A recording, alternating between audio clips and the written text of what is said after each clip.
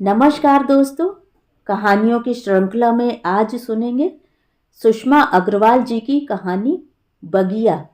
लेकिन उससे पहले मेरा आपसे विनम्र अनुरोध है कि अगर मेरे द्वारा सुनाई हुई कहानियाँ आपको अच्छी लगती हैं और आप मेरे चैनल पर पहली बार आए हैं तो चैनल को सब्सक्राइब ज़रूर करें, लाइक करें और अपने दोस्तों और परिचितों में शेयर भी करें। बेल आइकन दबाना बिल्कुल भी ना भूलें। आज सुनिए बगिया।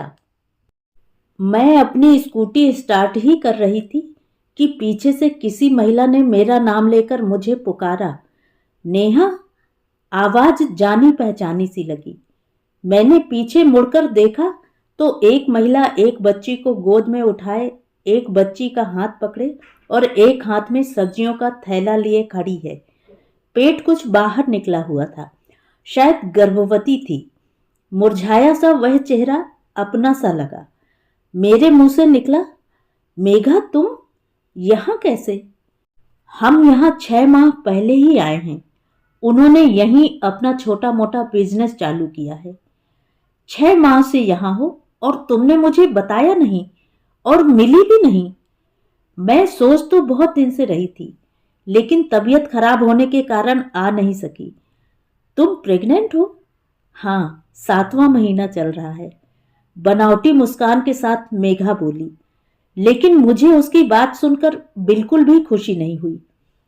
चलो मैं तुम्हें तुम्हारे घर छोड़ दूं, मैंने कहा। नहीं, मैं चली जाऊंगी।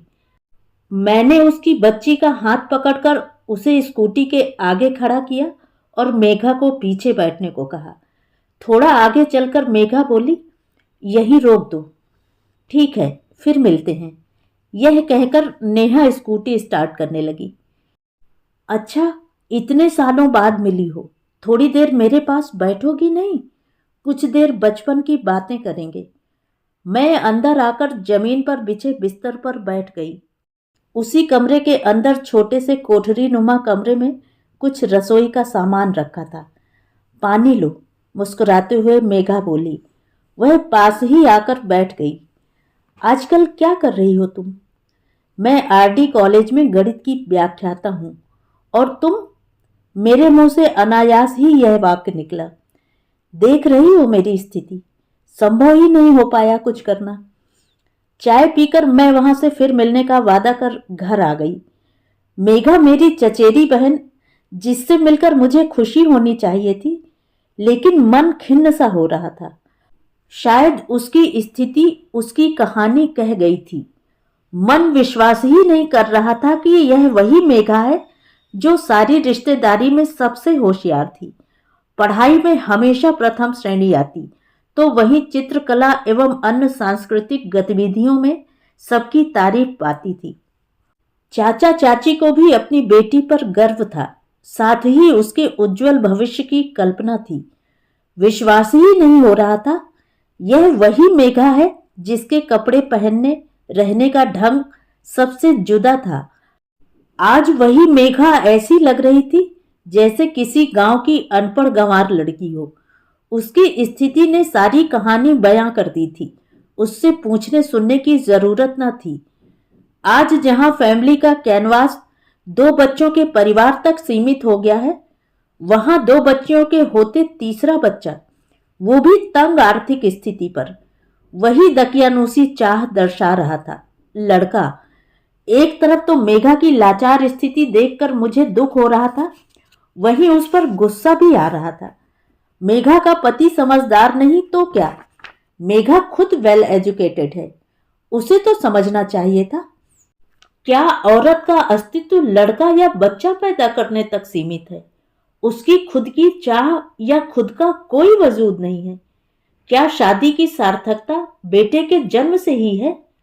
शादी 2 शरीरों का ही नहीं, 2 दिल 2 परिवारों का मिलन है। इसका उद्देश्य एक दूसरे की आत्मिक, आर्थिक व सामाजिक उन्नति भी है, न कि संतति उत्पन्न करने तक ही सीमित है। बच्चा वह पुष्प है जिसकी हंसी किलकारी से परिवार की बगिया में बहार उमंग आ जाती है। माँ की सूनी गोद जब बच्चे के जन्म से पूर्णता पाती है, तब उसकी प्यासी आत्मा तृप्त हो जाती है। न कि आकलन करने लगती है कि जन्म लेने वाला बच्चा लड़की है या लड़का।